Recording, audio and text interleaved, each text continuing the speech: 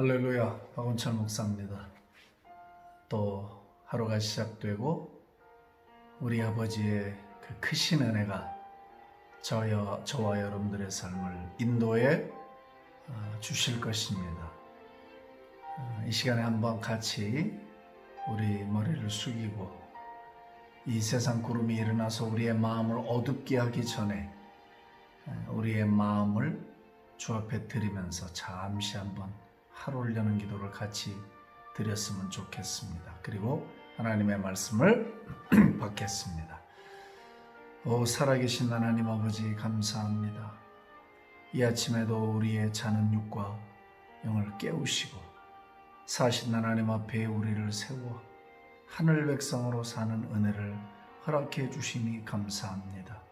밤에 잠자리에 들면 죽음을 연습하고 아침에 눈을 뜨면 부활을 연습하는 이 땅에서도 날마다 우리의 심장이 우리를 교훈하니 주여 오늘 하루가 주님의 날, 창조의 날, 거룩한 날, 생명으로 충만한 날 되게 해주시고 저희들이 주님과 더 가까워지는 날 되게 해주시며 진리를 따르고 순종하는 하루 되게 해주시니 하나님의 자녀로서 누려야 할 특권과 영광을 마음껏 누리는 하루 되게 해 주시되 이 세상 것들이 일어나 우리의 마음을 가리워 우리의 눈과 귀가 어두워지지 않도록 도와주시고 우리의 마음이 어지러워지지 아니하도록 성령 하나님 우리를 친히 지켜 주시옵소서.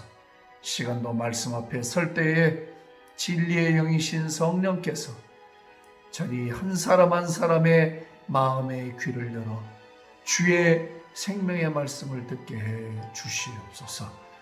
감사와 찬송과 영광을 주께 올리고 예수님의 이름으로 기도합니다.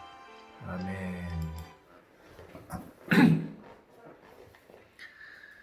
오늘 시편 41편 1절에서 3절까지 말씀입니다.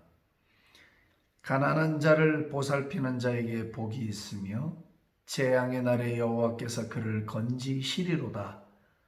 여호와께서 그를 지키사 살게 하시리니 그가 이 세상에서 복을 받을 것이라.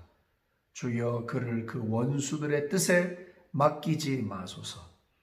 여호와께서 그를 병상에서 붙드시고 여호와께서 그를 병상에서 붙드시고 그가 누워있을 때마다 그의 병을 고쳐 주시나이다. 아멘.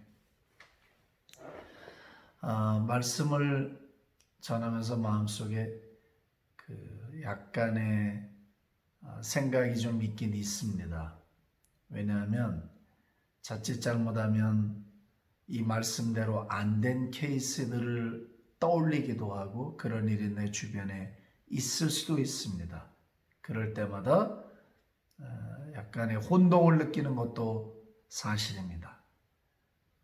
그래서 제가 오늘도 기도하고 같이 기도하며 시작하는 것은 하나님의 말씀을 가감없이 전해야 하고 그대로 들어야 하고 그 말씀대로 된다는 것을 확신해야 할 필요가 있기 때문입니다.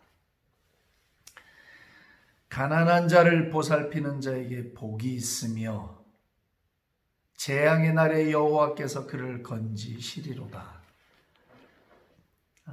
성경을 읽다 보면 뜻하지 않게 우리의 삶에 어떤 돌파구라 할까요? 아니면 힌트라 할까요? 뭔가 풀리지 않는 매듭이 탁 풀려지는 그런 교훈들이 떠오를 때가 있습니다. 이 본문이 바로 그런 본문입니다. 가난한 자를 보살피는 자에게, 힘들고 어려운 사람을 돕는 자에게, 긍휼의 마음을 품고 자신의 손을 내어 밀어주는 자에게 하나님의 마음을 품고 외면하지 않고 순간 힘들든 장기적으로 힘들든 어떤 경우든지 괜찮습니다. 가난하고 병들고 고난당하는 자를 자신의 삶을 열어 다가가고 도와주는 자를 복이 있다 했습니다.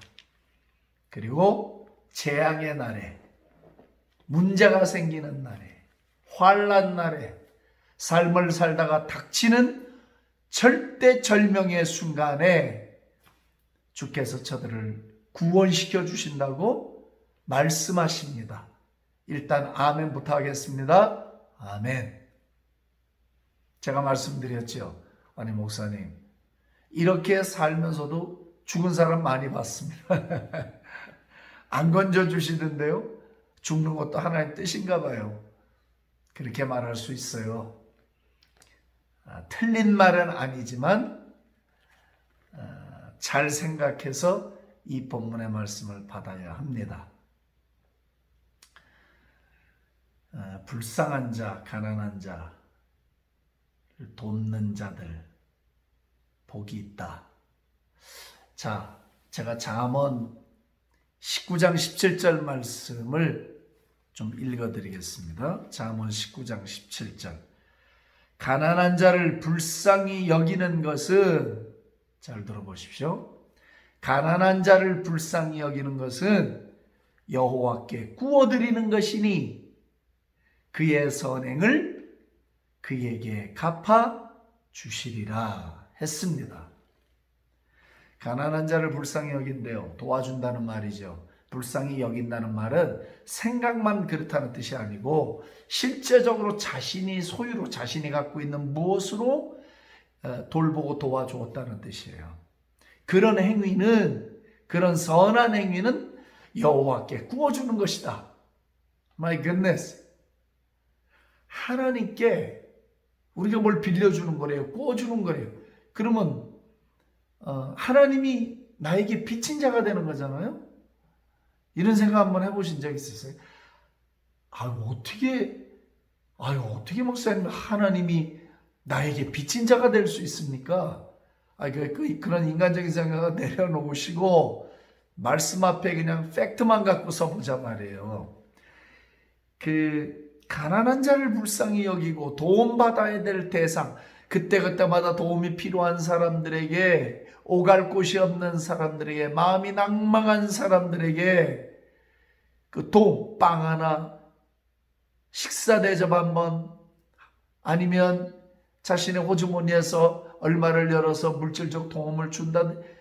크고 작음에, 내가 베푸는 선행에 크고 작으면 하나님의 관심이 좀 덜 하셔요. 불쌍하고 어렵고 도움이 필요한 사람들에게 자신의 마음을 열어서 다가가 사랑을 주고 그를 위로한 것에 대한 하나님의 관심이 지극히 크다는 거예요. 왜? 어려움에 처한 사람들은 도움이 크든 작든 누군가가 다가와서 손을 내어 밀어줄 때 그 도움은 매우 오랫동안 남고 마음에 큰 위로가 되고, 하나님이 나를 돌보시고 계시는구나 라는 하나님의 사랑을 깨닫게 된다 이 말이에요. 그렇기 때문에 도움을 받는 사람 입장에서는 작은 도움이나 큰 차이가 나질 않아요. 우리가 볼 때는 무슨 차이가 날 것 같아도 저도 역시 선교사의 삶을 살아보니까 똑같아요. 그런 마음이. 큰 도움을 주면 막 흥분하고 작은 도움을 주면 이럴 것 같은가요? 아니, 그렇지 않아요. 제가 살아보니까 위기에 처하고 어려움이 있을 때 누군가에게 도움이 오는 거, 마치 여름 가뭄에 생수를 마시는 것 같은 영혼의 시원함이 있거든요. 아마 여러분들 중에도 그런 경험들이 있을 것이라고 내가 생각을 합니다. 자, 그런 선행들에 대해서 하나님은 갚아주시고, 그런 행동, 그런 선행이 하나님을 빚진 자로 만든대요.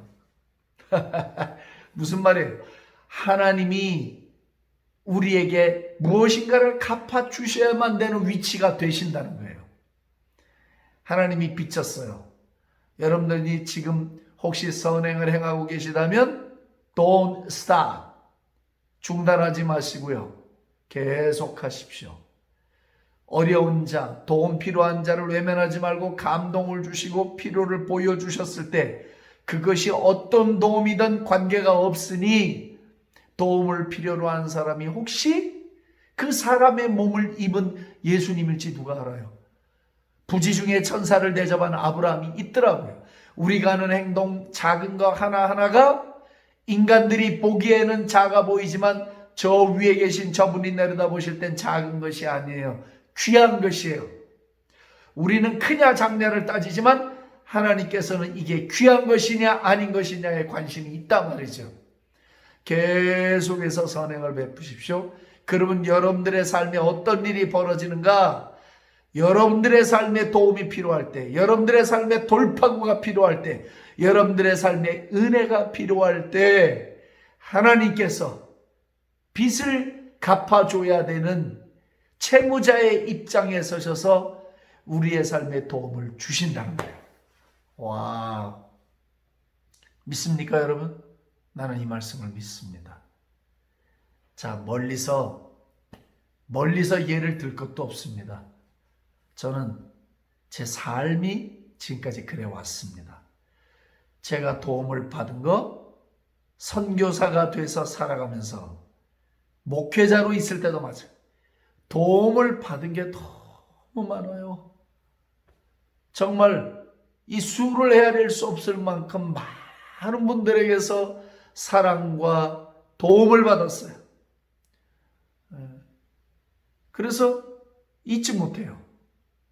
물론 100% 다 기억은 못하더라도 제가 기억날 때마다 하나님 제가 받아야 할 하늘의 복을 그분들에게도 내려주시기를, 어떤 때는 100배의 복을 내려주시기를, 1000배의 복을 내려주시기를 정말 마음으로 제가 간절히 기도해요. 긴 기도가 아니어도 내가 아버지 앞에 내가 받은 은혜의 사람들을 기억하고 그들에게도 동일하게 물 한 그릇 대접한 자에게 물 한 그릇 받을 상을, 선지자를 대접한 자에게 선지자가 받아야 될 그 상을 같이 쉐어할 수 있도록 그렇게 제가 기도해요. 그리고 제가 부족했지만 아내와 함께 목회 현장에 있을 때나 아니면 선교사의 삶을 살아온 지난 세월들이나 저희가 받는 자의 입장에만 있지 않았어요. 그러니까 receiver와 giver이 있잖아요. 주는 자가 있고 받는 자가 있는데 우리는 누군가에게 받으면 그것을 우리 자신을 위해서 잠가놓지 않고, 오해하지 마십시오. 우리가 제가 무슨 의의를 말하려고 하는 게 아닙니다. 절대 그런 뜻이 아닙니다. 그것을 우리 자신들을 위해서 꼭꼭 걷어 잠가두지 않고 또 필요로 하는 사람들에게, 또 나와 같은 동일한 처지에 있는 사람들에게, 나보다 못한 처지에 있는 사람들에게 우리가 할 수 있는 사랑의 마음을 가지고 다가가서 그들을 돕고, 어떤 때는 우리 형편에 좀 지나칠 정도로 그렇게 도움을 줬던 경험들이 많이 있습니다. 또 그런 일을 아내나 저나 주저하지 않고 해왔습니다. 그것은 하나님의 은혜였습니다. 은혜. 나는 목회할 때도 교회 돈을 가지고 누굴 도우면서 생색을 내본 적이 없습니다. 아버지가 증인이십니다. 그 돈은 제 돈이 아닙니다. 그건 성도들이 헌금해서 담겨뒀던 교회 돈이고, 내가 만약에 누구를 도왔다면 그것은 그냥 집행해 준 것에 불과하지 내가 생색을 내고 내가 했다고 과시할 내용이 아닙니다. 내 호주머니에서 내 것으로 나에게 있는 것으로 도왔지, 그렇게 하면서 살아왔지, 내가 이 교회 것을 갖고 뭐를 했다고 어디 가서 말을 해본 적도 없고 그런 일을 자랑해 본 적도 없고 그것을 그렇다고 주장해 본 적이 없습니다. 하나님이 그런 여러분들과 제가 했던 그런 어려운 자들을 돕고 가난한 자들을 돌보고 불쌍한 자들을 돌보아온 것들을 하나님이 마음에 부담을 느끼고 계시다 이 말이에요. 여러분 상상을 하십시오. 이 말씀은 이 레마의 말씀으로 들어와야 돼요. 레마의 말씀으로 심령이 확 들어와야 돼요. 바울이 그랬어요. 선을 행하되 낙심하지 말지니 피곤하지 아니하면 때가 이름에 거두게 된다 했거든요. 그런 행위들을 하다 지치실 때가 있나요? 낭망될 때가 있나요? 괜찮습니다. 저분은 기억하고 있습니다. 마음에 부담을 느끼고 계십니다. 아, 내가 쟤 갚아줘야 되는데, 갚아줘야 되는데, 갚아줘야 되는데. 이게 천국의 원리예요. 천국의 원리예요. 일방적이지 않아요. 주여, 제가 지금 이렇게 말씀 전하지만 제 마음에 또 이렇게 뭐 뜨거운 게 훅 하거든요. 그 제 삶의 흔적에 묻어놨던 진리의 증명들이 너무 많거든요. 지금도 아내가 이렇게 질병으로 씨름하며 지금 잘 이겨나가고 있으면서 이제 승리의 고지를 향하여 가고 있는데, 참 하나님께서 얼마나 자상한 손길로, 섬세하신 손길로, 인자하신 손길로 날마다 인도해 주시고 먹이시고 돕고 계시는지. 마침에 빚진 자가 빚 갚아주듯이 도와주셔요. 이게 제가 시편을 읽다가 이 말씀에 눈길이 다 머물렀어요. 그리고 제 주변에 있는 분들이 생각이 나는 거예요. 네, 여러분들을 축복합니다. 네, 정말 마음을 담아 진심으로 축복합니다. 세대가 아무리 어려워도 하나님은 살아계시고요. 우리가 가난하고 어려운 자들을 돌본 것에 대해서 하나님이 다 기억하고 갚아주십니다. 필요를 따라, 때를 따라 하나님의 기억 속에 있는 그 빚진 부담스러운 마음을 여러분들 생에 다 갚아주시니까 염려하지 마세요. 걱정하지 마세요. 그리고 담대하게 믿음을 갖고 지금까지 해오던 일들을 중단하지 말고 더 적극적으로 더 믿음을 갖고 선행을 행하십시오. 하나님이 약속합니다. 재앙의 날에 그를 건지리로다. They are the first one. God helps. 이렇게 번역이 됐어요. 그런 자들, 가난한 자들을 돌보고 선행을 행하고 필요한 자들을 돌본 자들을 위기의 때 하나님이 가장 먼저 그들을 건져주신다. 그렇게 번역이 되어 있어요. 나는 믿습니다. 또 그런 자들에게 약속하신 게 있어요. 그들을 살리사 지키사 살게 하시고 그를 병상에서 붙들어 주시고 그가 누워있을 때마다 그의 병을 고쳐주신다. 신자도 아플 수 있어요. 누워있을 때마다 건져주신대요. 병상에서 일으켜 주신대요. 자, 우리가 선을 내가면서 낙심하지 맙시다. 어려운 사람들을 보면 외면하지 말고 어떤 방편으로든지 그들을 보살피고 마음의 위로를 전달합시다. 하나님이 기억하시고 하나님이 빚진 자의 마음을 가지게 됩니다. 그리고 그의 선행을 갚아주십니다. 삶을 살다 만나는 위기의 때에 하나님이 구원의 손길을 내밀어 주십니다. 설사 무서운 질병에 이르렀다 하더라도 하나님은 그를 병상에서 일으키실 것입니다. 이 시간에 한번 우리 기도하기를 원합니다. 주신 말씀 가지고 주여, 이 말씀이 진리입니다. 이 말씀이 사실입니다. 이 말씀대로 내 삶에 지속적인 은총이 있게 해주시고 선을 행하되 낙심하지 않도록 도와주시옵소서. 그래서 하나님, 우리가 위기의 때를 지나갈 때 나를 가장 먼저 생각하시고 도움을 주시고 구원하시는 종이 내 삶에 있게 해 주시옵소서. 이 시간에 같이 한번 기도하겠습니다. 기도하다가 여러분들 마음에 혹은 주변에 내가 혹시 도와야 될 사람이 있겠는가 성령께서 생각나게 하시면 즉시로 순종하시면서 손을 거두지 마시고 따뜻한 말 한마디라도, 따뜻한 기도 한마디라도 그들에게 전달해서 하나님의 마음의 기쁨과 부담을 동시에 안겨드리는 복된 자녀들이 되기를 소원합니다. 기도하겠습니다. 살아계신 하나님 아버지, 오늘도 시편의 말씀으로 저희들의 마음에 용기를 얻고 마음의 위로를 얻습니다.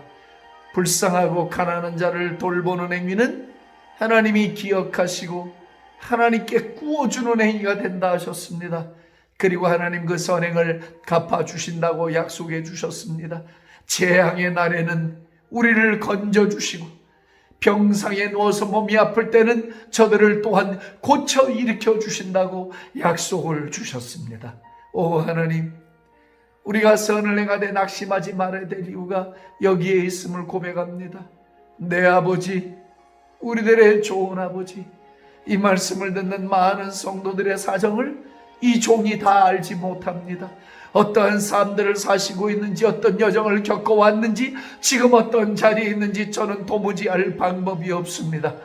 우리 성령님은 아시겠으니 이 시간에도 저들에게 찾아가셔서 은혜를 주시고 알게 해주시고 생각나게 해주시고 주의 말씀이 판에 박힌 목과 같이 심령에 새겨져서 진리가 이끌고 진리가 살게 하고 진리가 생기를 넣어주고 진리가 역사를 만들고 진리가 길을 내는 그런 길로 걸어가도록 역사해 주시옵소서. 간절히 원하고 기도합니다.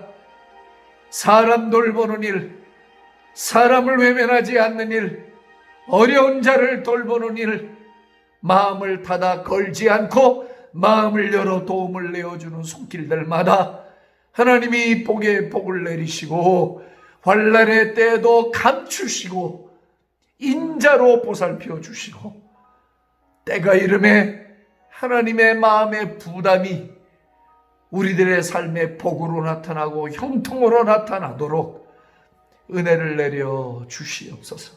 오늘 하루 기적의 한 날, 하나님을 경외하며 하나님과 애룩처럼 동행하는 한 날, 하나님의 품 안에서 완전한 안식을 얻고 참된 행복을 누리는 한 날 되게 해 주시옵소서. 감사합니다. 찬송합니다. 경배합니다. 주님을 예배합니다. 예수님의 존귀하신 이름으로 기도합니다. 아멘.